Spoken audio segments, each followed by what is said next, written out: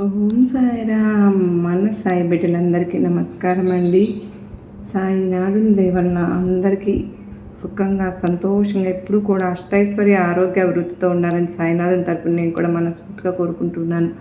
ఈరోజు వీడియోలో సాయిబాబా సన్నిధి ద్వారా మనకు వచ్చినటువంటి సందేశం ఏంటి అంటే కనుక, ఈ క్షణంలో నీ ముందున్నటువంటి నీ బాబా ఒక్కసారి తాకు. ఇది స్వయంగా నీ సాయి షిరిడి నుంచి ఆశీర్వాదంగా ఇస్తున్నటువంటి శుభవార్త. ఈరోజు ఈ సందేశం ద్వారా తెలియపరుస్తూ ఉన్నాను. నువ్వు గనుక తాకగానే అదృష్టాన్ని నీ జీవితంలో నిలబెట్టబోతున్నాను. మధ్యలో ఆపకుండా నా మాట పూర్తిగా విను అంటూ సాయినాథుడు అయితే చెప్తూ ఉన్నారు. మరి ఈ వీడియోను పూర్తిగా విన్న వారికి సాయినాథుడు ఇచ్చేటువంటి సందేశం క్లియర్గా అర్థమవుతుందండి. అలాగే మన సాయిబాబా సన్నిధి ద్వారా ఎవరైనా సరే కొత్తగా మన ఛానల్ చూస్తున్నట్లయితే ప్లీజ్ అండి ఛానల్ సబ్స్క్రైబ్ చేసుకుని మీ సపోర్ట్ అయితే నాకు అందించండి. ఇలా అంటూ ఉన్నారు, అక్క మీ వీడియోస్ సరిగా నోటిఫికేషన్ రావడం లేదు. అలా రాకపోతే కనుక అన్సబ్స్క్రైబ్ చేసి మళ్ళీ చేసుకుని బెల్ ఐకాన్ నొక్కి చేసుకోండి. మళ్ళీ ఫస్ట్ నోటిఫికేషన్ రూపంలో తప్పకుండా వస్తుందండి. ఈ వీడియో నచ్చితే ఇంకొంతమందికి తప్పకుండా షేర్ చేయండి. లైక్ చేయడం వల్ల మర్చిపోవద్దండి. మీరు ఇచ్చే లైక్ అనేది నాకు ఎంతో ఇంపార్టెంట్ కనుక లైక్ చేయడం మాత్రం మర్చిపోవద్దు. సాయినాథుని సందేశాన్ని తప్పకుండా మీరు వినే ముందు ఓం సాయిరామ్ అని కామెంట్ అయితే పెట్టి వీడియో చూడటం అయితే మొదలు పెట్టండి. చాలామంది చెప్తూ ఉన్నారు, అక్క మీ మీరు మీ నోటితో బాబావారు పలికిస్తున్నది మాకు ఎంతగానో కనెక్ట్ అవుతున్నాయి అక్క. మా జీవితంలో జరుగుతున్నవే మీరు మీ నోటితో బాబా పలికిస్తూ ఉన్నారు. నిజంగా మీకు వేల ధన్యవాదములు అని. నిజమేనండి, మీకందరికీ కూడా మీ సపోర్టు వల్లనే నేను ఇంత మీ అందరికీ కృతజ్ఞత నేను కూడా తెలియచేసుకుంటూ ఉన్నాను. మీకు ఎటువంటి సమస్యలు ఉన్నా సరేనండి, అటువంటి ఇబ్బందులు ఉన్నారా ఏవైనా సరే నాకు కామెంట్ సెక్షన్లో తెలియచేయండి. నేను బాబావారి గుడి దగ్గరికి వెళ్ళినప్పుడు తప్పకుండా మీ గురించి బాబావారికి అయితే ప్రార్థనలు అయితే పెడతాను. మరి 100కి 1000% నమ్మకంతో కనుక మీరు కనెక్ట్ అవుతే కనుక సాయినాథుడు మనకు ఆ సందేశాల ద్వారా ఏం చెప్తున్నారో మనకి అర్థమవుతుంది. నీకోసమే ఈరోజు తీసుకువచ్చానమ్మ శుభవార్తను, కనుక మధ్యలో ఆపకుండా నా మాట పూర్తిగా విను.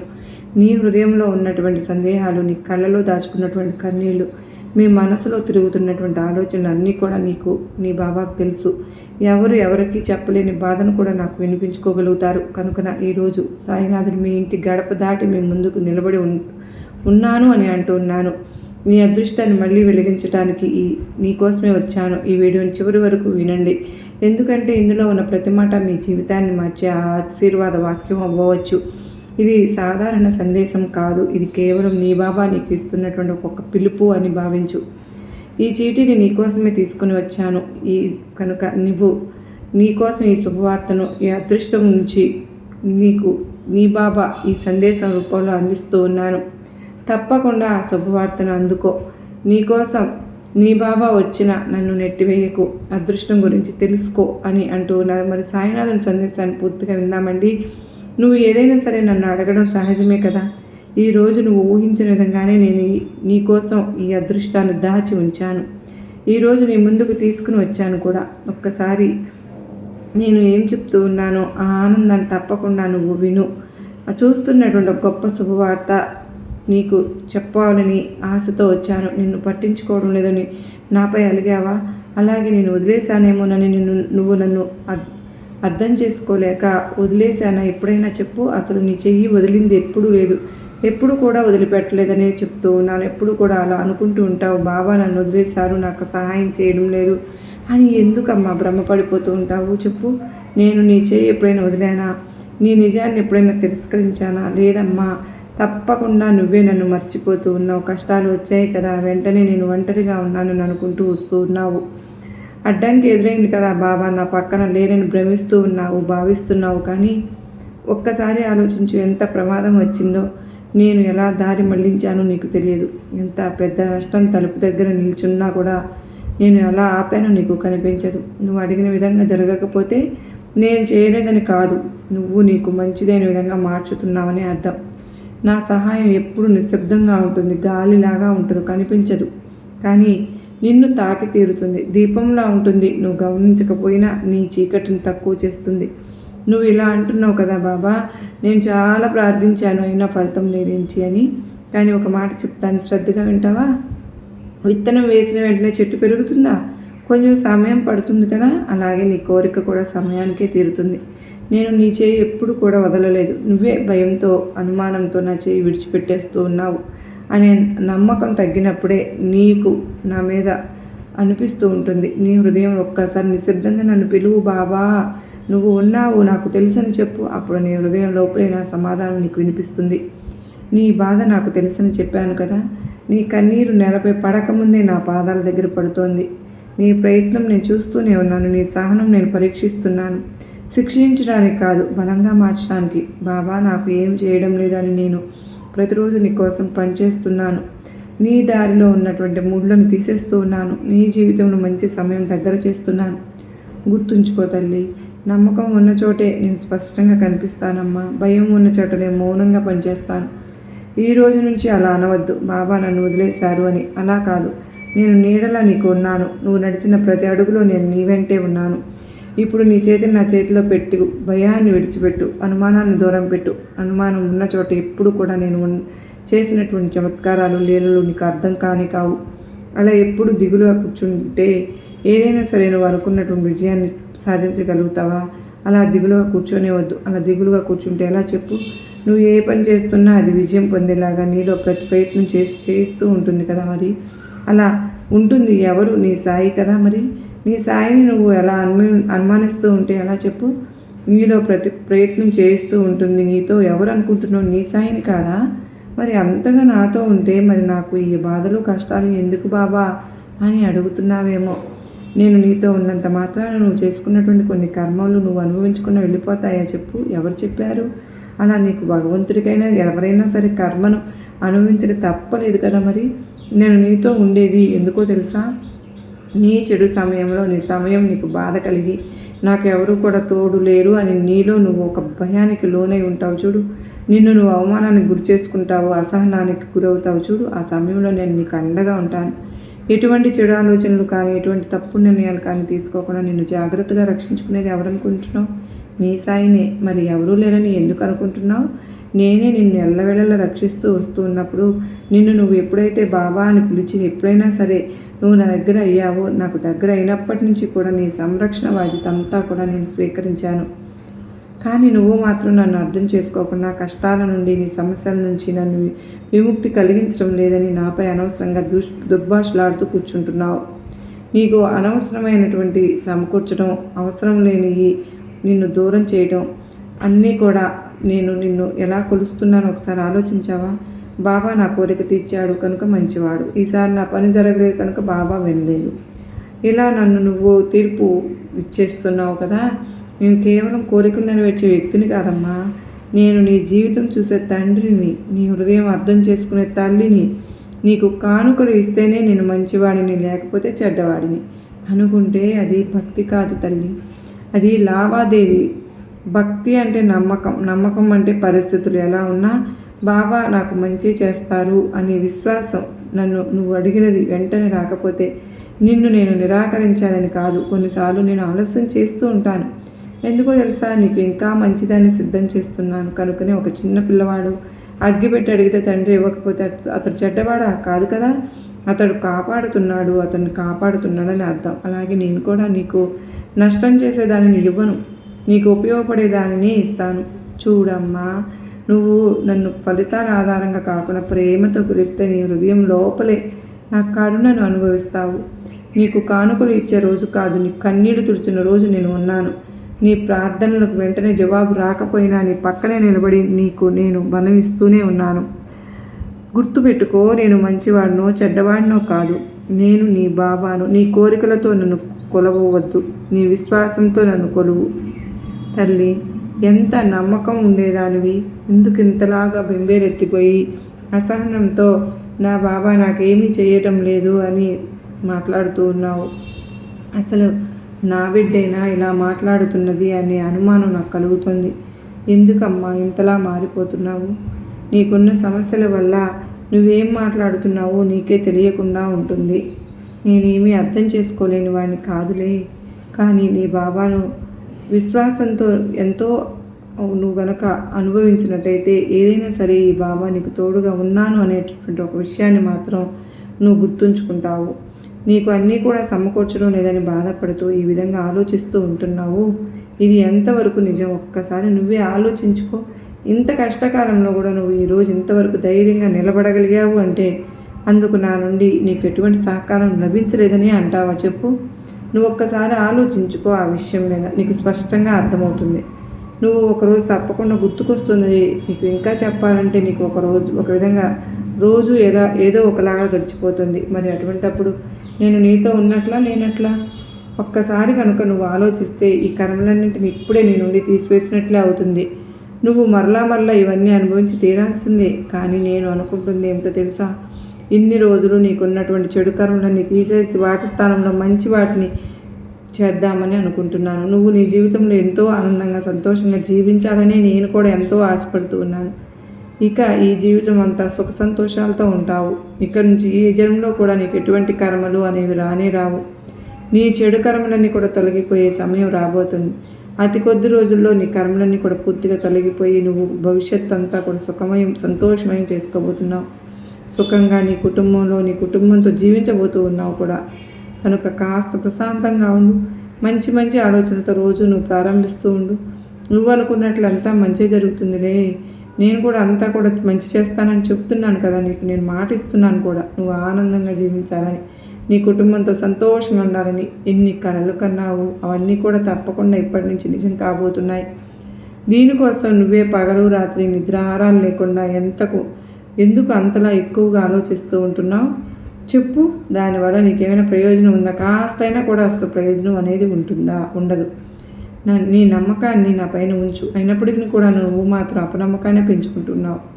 అసహనానికి గురవుతూ వస్తున్నావు. సమస్యలు ఉండేవే కానీ ఇలా నిద్ర మానుకుని ఆలోచించినంత మాత్రాన అవి పరిష్కారం అవుతాయి చెప్పు? అలా అవ్వవు కదా.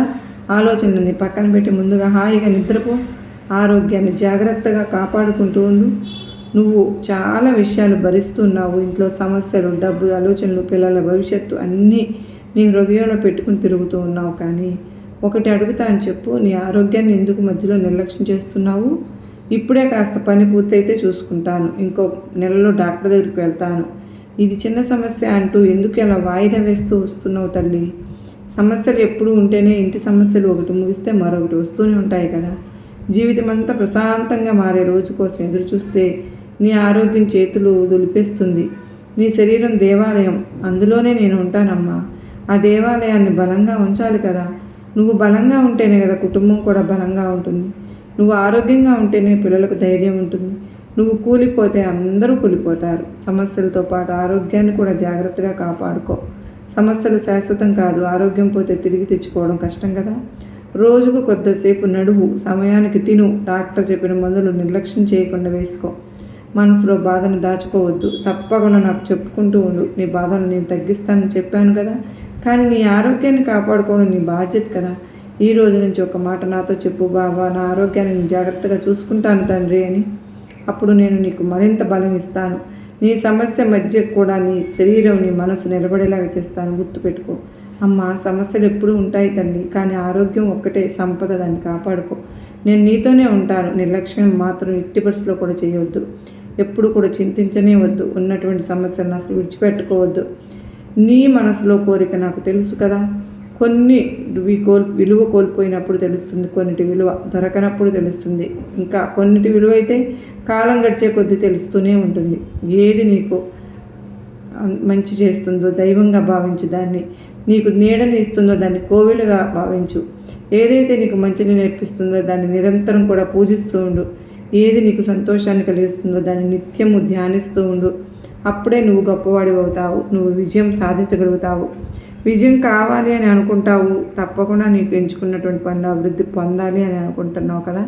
మరి అలా అభివృద్ధి సాధించాలి అంటే నువ్వు ప్రయాణించేటువంటి మార్గంలో కూడా అతి నిద్ర, సోమరితనం కూడా, అలాగే నువ్వు చేసే పనులు అలసత్వం, భయం, కోపం ఇవన్నిటిని కూడా పక్కన పెట్టేయాలిగా. మరి ఇవి ఉంటే మాత్రం నువ్వు ఎప్పటికీ కూడా విజయాన్ని పొందలేవు.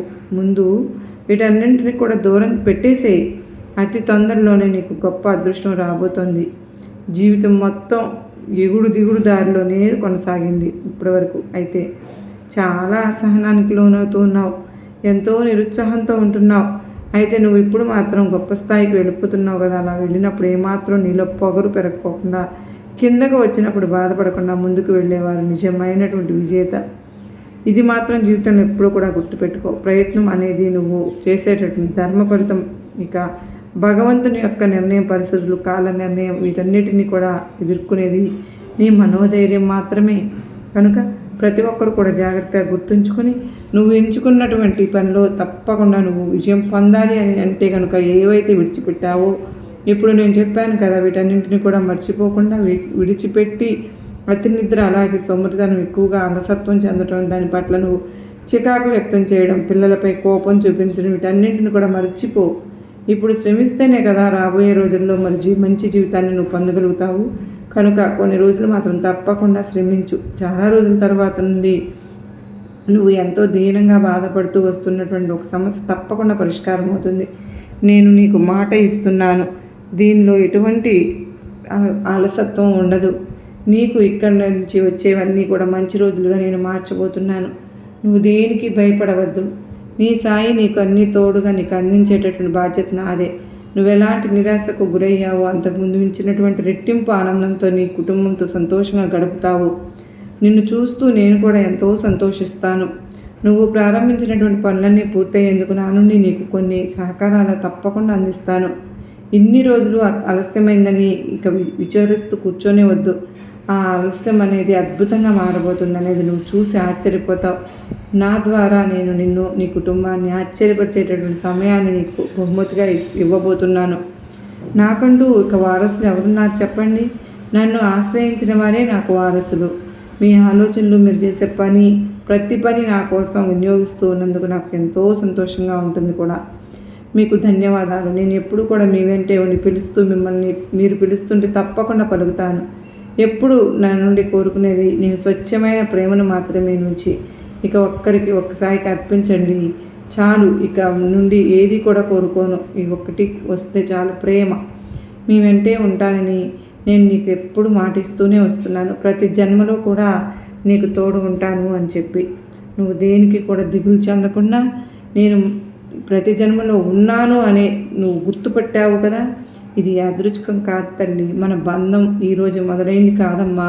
అది ఎన్నో జన్మల నుంచే ఉంది. నీకు తండ్రిగా అవసరమైనప్పుడు ఒక తండ్రిగా నీ పక్క నిలబడతాను. నీ భుజం పైన చెయ్యి వేసి భయపడకు బిడ్డ అని ధైర్యం చెప్తూ ఉంటాను. నీకు సోదరుడి బలం కావాలి అంటే సోదరిగా నీ బాధ పంచుకుంటున్నాను. సోదరిగా నీ కన్నీరు తుడిచి నీ కష్టాన్ని తేలిక చేస్తున్నాను. నువ్వు ఒంటరిగా అనిపించిన ప్రతిసారి నీ వెనుక నిలబడి నీడలాగా ఉంటున్నాను. నీ అడుగు తడబడితే చేతిని పట్టుకుని నిలబడతాను. నీ జీవితంలో వచ్చే ప్రతి పరీక్ష నిన్ను కోల్చడానికి కాదమ్మా, నిన్ను బలంగా చేయడానికే నేను మాట ఇస్తున్నాను కదా. నీ కష్టం వృధా కాదు అని, నీ ప్రార్థన వినిపించకుండా ఉండదు అని, నీ కన్నీరు విలువ లేకుండా పోదని, నీ జీవితంలో ఎప్పుడు చీకటి వచ్చినా నేను దీపంగా వెలిగిపోతాను. ఎప్పుడు తుఫాను వచ్చినా నేను నీకు అడ్డుగోడలాగా నిలుస్తాను. నువ్వు నన్ను ఎప్పుడు కూడా నమ్ముతూ ఉంటే చాలు. నేను నీతోనే ఉంటాను. ఈ జన్మలో మాత్రమే కాదు, ప్రతి జన్మలో కూడా ఎటువంటి ఒక బంధం మాటల బంధం కాదు, ఇది ఆత్మ బంధం. ఇప్పుడు నీ హృదయంలో నిశ్శబ్దంగా చెప్పు, బాబా నేను నమ్ముతున్నాను అని. అప్పుడు నీకు స్పష్టంగా అనిపిస్తుంది నేను ఎప్పుడు కూడా నీ పక్కనే ఉంటాను అని. నీకు తప్పకుండా తెలుస్తుంది కూడాను. ఇక నుంచి నేను నీకు మాటిస్తున్నాను, ప్రతి జన్మలోనూ నేను నీకు వెంటే ఉంటానని. మీరు అనుకున్నటువంటి ప్రతి పనిని జాగ్రత్తగా నీ ద్వారా చేయిస్తానని మాటిస్తున్నాను. సంతోషంగా ఎప్పుడు కూడా ఆనందంతో ఉండు. ఎంతో నిరుత్సాహంతో ఎప్పుడు ఉండవద్దు. నీవు గొప్ప స్థాయికి వెళ్ళిపోతున్నావు అని నేను చెప్తున్నాను కదా. అలా వెళ్ళినప్పుడు మాత్రం నీలో పొగరు పెరగకుండా, కిందకు వచ్చినప్పుడు భయపడకుండా ఉంటే చాలు. ఏదైనా సరే ఈ బాబా నీకు అన్ని వేళలా సహాయం చేస్తాను అనేటటువంటి ఒక విషయాన్ని గుర్తుపెట్టుకో. నీకు నేను తోడు ఉన్నాను. ప్రతి క్షణంలో నీకు నేను శుభవార్తను అందిస్తూనే ఉంటాను. ఈ బాబా నీకోసమే ఈ శుభవార్తను పంపించానని గుర్తుపెట్టుకో. నువ్వు అనుకుంటున్నావు కదా నా జీవితంలో మంచి వార్త ఎప్పుడు వస్తుంది అని. ఇదిగో నేను పంపిస్తున్న శుభ సూచన ఇది. నీకు యాదృచ్ఛికం కాదు తల్లి. నీ ప్రార్థనలన్నింటికి జవాబు ఇది. నీ నిశ్శబ్ద కన్నీళ్లకు రూపం ఇది. ప్రతిఫలమేనమ్మా. నీ ఇంట్లో ఒక మంచి మార్పు ప్రారంభమవుతుంది. నిలిచిపోయినటువంటి పని, ఎప్పటి నుంచో నిలిచిపోయినటువంటి పని జరుగుతుంది. ఆగిపోయినటువంటి శుభకార్యం ముందుకు సాగుతుంది. నువ్వు ఆశించిన ఒక వార్త త్వరలో నీ చెవిని కూడా పడబోతోంది. నువ్వు నన్ను తాకిన తర్వాత వెంటనే శుభవార్త ఏంటి అంటే నీ అదృష్ట చక్రం మళ్ళీ తిరగటం ప్రారంభమైందని అర్థం. నీ జీవితంలో ఉన్నటువంటి చీకటి తగ్గిపోతుందని అర్థం. నీ కష్టం చూసి నేను నిశ్శబ్దంగా పనిచేస్తున్నానని అర్థం. భయపడవద్దు. ఈ సందేశాన్ని నమ్మి ముందుకు నడువు. అనుమానం వదిలి బాబాపై విశ్వాసంతో పట్టుకో. ఈ రోజు నుంచి అలా అనుకో, నా జీవితంలో శుభం ప్రారంభమైంది అని. నీ హృదయం నమ్మితే నువ్వు ఈ శుభవార్త నీకు పుచ్చుకుంటావు. మీరు విన్న ప్రతి మాట అదృష్టం కాదు, మీ హృదయానికి సరిగ్గా వచ్చిందని గుర్తుపెట్టుకోండి. మీరు ఈ వీడియోని పూర్తిగా విన్నారు అంటే అది మీ అదృష్టం. మేల్కొన్న సంకేతం గుర్తుంచుకోండి. మీకోసమే సాయిబాబా మీ చెయ్యి ఎప్పటికీ కూడా వదలలేదు. మీ జీవితం మీద ఒక దృష్టి ఉంది నాకు, కాబట్టి మీ శుభవార్త మీ దారిలోనే ఉంది. ఈరోజు అన్నీ వదిలేసి అనుమానాలను దూరం పెట్టి విశ్వాసంతో ముందుకు నడవండి. తప్పకుండా ప్రతి ఒక్కరూ కామెంట్లో ఓం సాయిరామ్ అని టైప్ చేసి మీ నమ్మకాన్ని ప్రకటించండి. మీ సందేశం మీకు బలం ఇస్తుందని అనిపిస్తే ఇంకో సాయి బిడ్డలకు తప్పకుండా షేర్ చేయండి. ఎందుకో తెలుసా, ఒక మాట, ఒక సందేశం, ఒక ఆశీర్వాదం ఎవరి జీవితాన్నైనా మార్చగలదు. ఇది సాధారణ వీడియో కాదు, ఇది కేవలం మీకు బాబా పంపించినటువంటి ఒక సందేశం. ఇది సాయిబాబా సన్నిధి. అందరికీ నచ్చేలా లైక్ చేయడం మాత్రం మర్చిపోవద్దండి. సాయిబాబా సన్నిధి ఛానల్ సబ్స్క్రైబ్ చేసుకుని నాకు సపోర్ట్ అయితే అందించండి. మీ ఆశీర్వాదం నాకు ఉంటుందని ఆశిస్తూ ఇంకా సెలవు తీసుకుంటున్నాను ఫ్రెండ్స్. మరొక మంచి వీడియోతో మళ్ళీ కలుసుకుంటానండి. సర్వేజన సుఖినో భవంతు. లోకా సమస్త సుఖినో భవంతు.